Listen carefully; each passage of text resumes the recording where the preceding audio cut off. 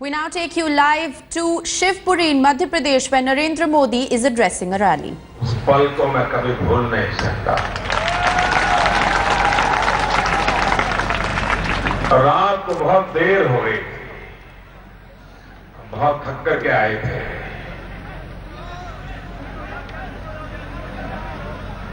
न खाने का मन करता था, ऐसे थके हुए थे पूरी यात्रा के अनुसार ही। और देर रात राजमाता साहब ने हमारे दरवाजे को खटखटाया।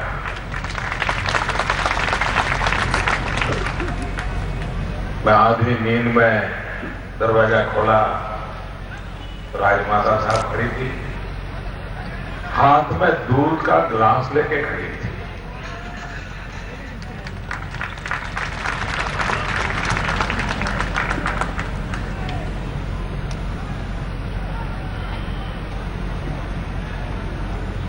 मैंने उनके पैर छुए। मैंने कहा, मां आप इतनी रात क्यों कष्ट उठा रही हो?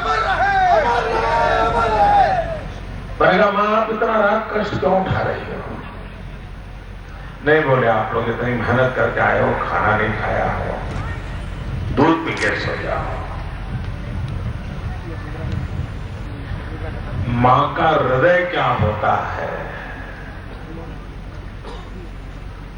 और उस पूरी यात्रा में सिर्फ मेरे कमरे में नहीं, बाद में मैंने देखा कि यात्रा में हमारे जो ड्राइवर थे, हमारे सहायक थे, करीब 40 से ज्यादा बड़ी टोली थी। हर एक के पास जाकर के मां ने खुद ने दूध का गिलास दिया था। भाइयों बहनों, कभी कभी मैं सोचता हूं, कहां राजमाता साहब और कहां ये आपके एमपी।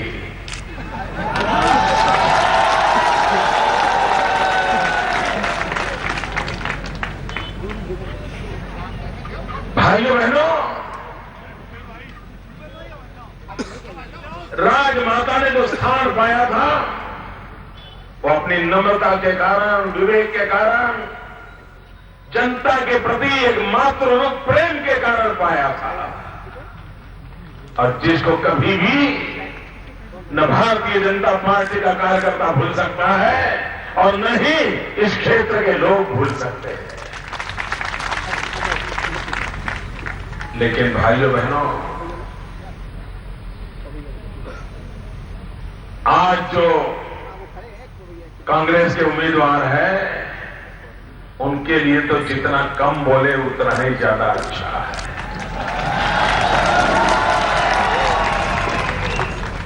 भाइयों बहनों, मैंने कभी इतना अहंकार किसी का देखा नहीं है। सार्वजनिक जीवन में हम भी है। यशोदा जी के साथ मैंने एक छोटी बहन की तरह मेरे साथ काम किया है। हमें इतना अपनापन सा महसूस होता है। लेकिन ये महाशय पता नहीं क्या, शायद हो सकता है वो कांग्रेस का रोग लग गया होगा।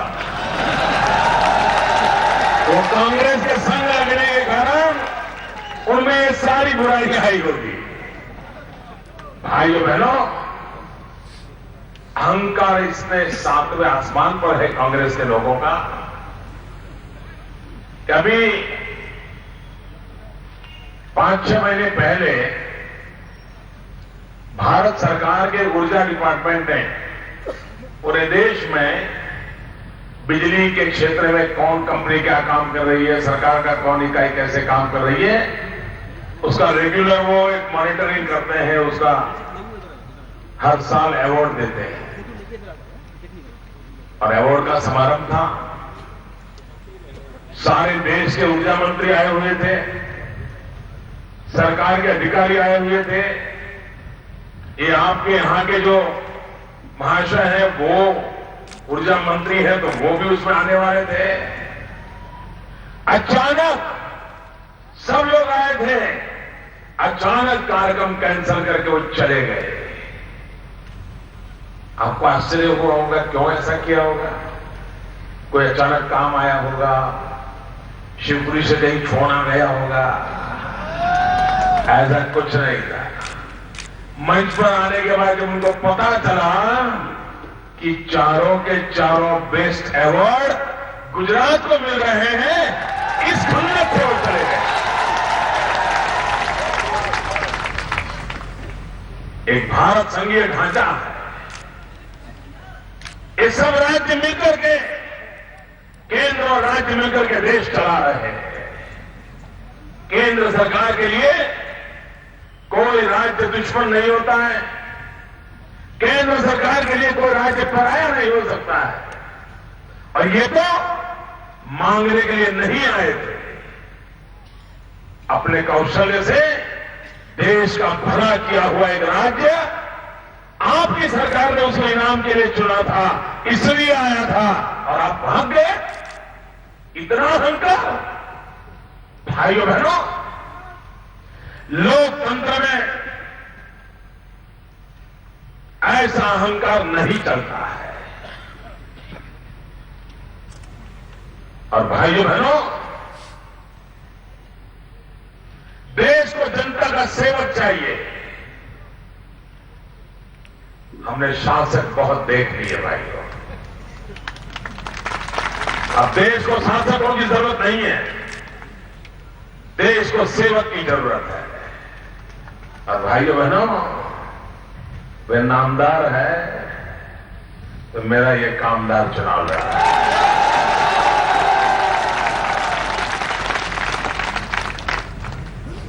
अब आवाज दो, वो पहुंच जाएगा।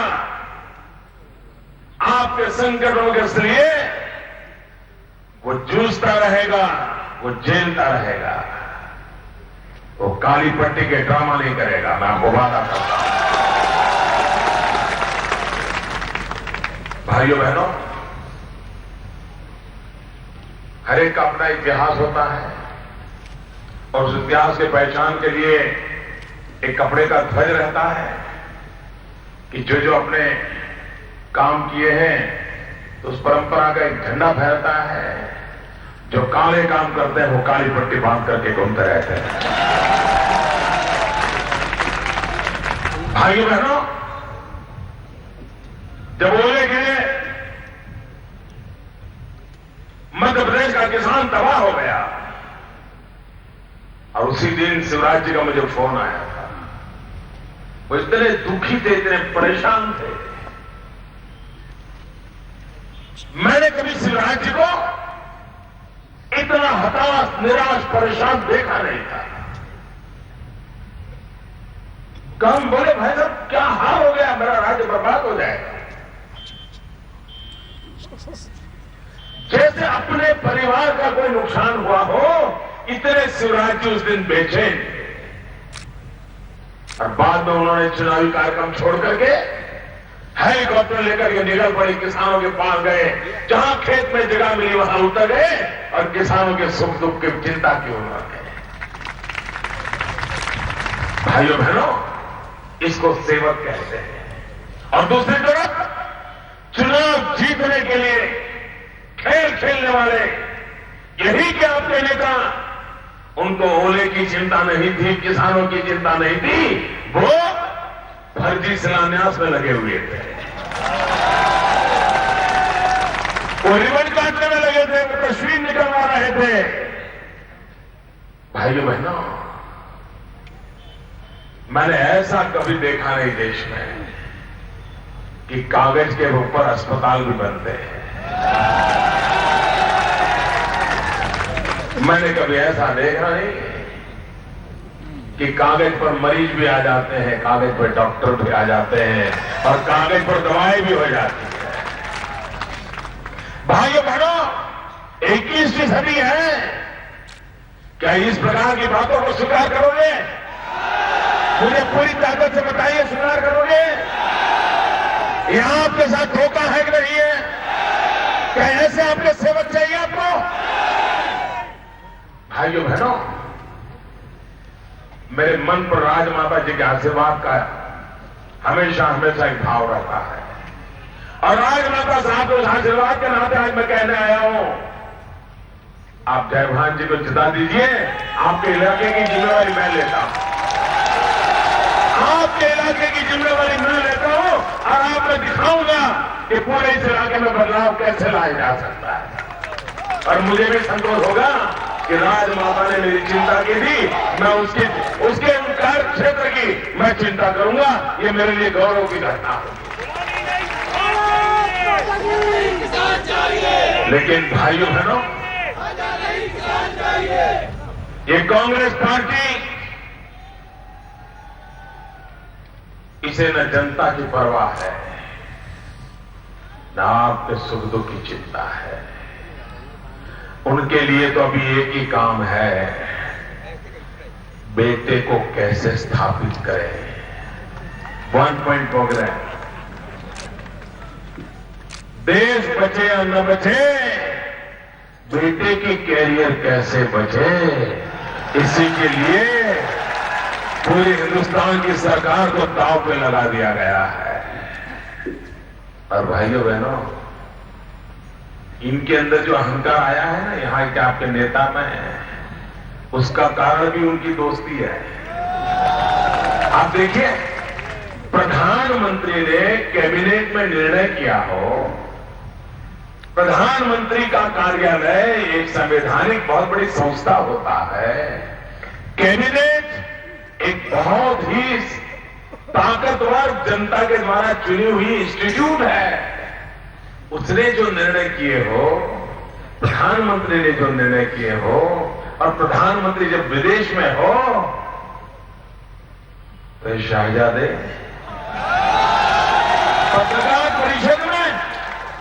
पत्रकार परिषद में वो लिफाफा फाड़ देते। भाइयों बहनों, इससे बड़ा लोकतंत्र का कोई अपमान नहीं हो सकता है। इतना बड़ा कभी भी भारत के प्रधानमंत्री पद की गरिमा को किसी ने नीचे नहीं गिराया होगा जो इसे परिवार ने गिरा दिया है। देश ऐसी हरकतों से तंग आ चुका है। और दुनिया में देश की इज्जत खराब होगी इसके कारण। कैसे देश चलाते हैं? जब प्रधानमंत्री विदेश में हो, दुनिया के शासकों के साथ भारत का प्रतिनिधित्व करते हो, उस समय किसी भी पार्टी के क्यों न हो, हम सबका दायित्व बनता है कि हमारे प्रधानमंत्री का सम्मान बना रहे। दुनिया के सामने हमारे देश का किसी व्यक्ति का सम्मान नीचे न गिरना चाहिए। ये देशवासियों के नाते हम सबका जिम्मेवारी होती है। और लेकिन ये अपनी ही पार्टी के प्रधानमंत्री इनकी इज्जत की धज्जियां उड़ा रहे हैं। भाइयों बहनों, ये अहंकार कांग्रेस में नीचे तक फैल चुका है। और इसलिए भाइयों बहनों, लोकतंत्र में न आप खुद सही चलती है, न अहंकार चलता है, और न ही इस प्रकार के लोग जनता जनार्दन का भला कर सकते हैं। भाइयों बहनों, मैं बहुत कम आया हूं शिवपुरी में। फिर एक बार यशोदा जी के चुनाव के लिए आया था, फिर एक बार कार्यकर्ताओं के जब संगठन का काम करता था तो यहां हर गली मोहल्ले में जाता था, तब आया था। लेकिन मैं दावे से कहता हूं, जितने लोगों से मैंने नमस्ते की होगी, जितने लोगों से मैंने हस्तधुलन किया होगा, उतने लोगों से आपके प्रतिनिधि ने नहीं किया होगा।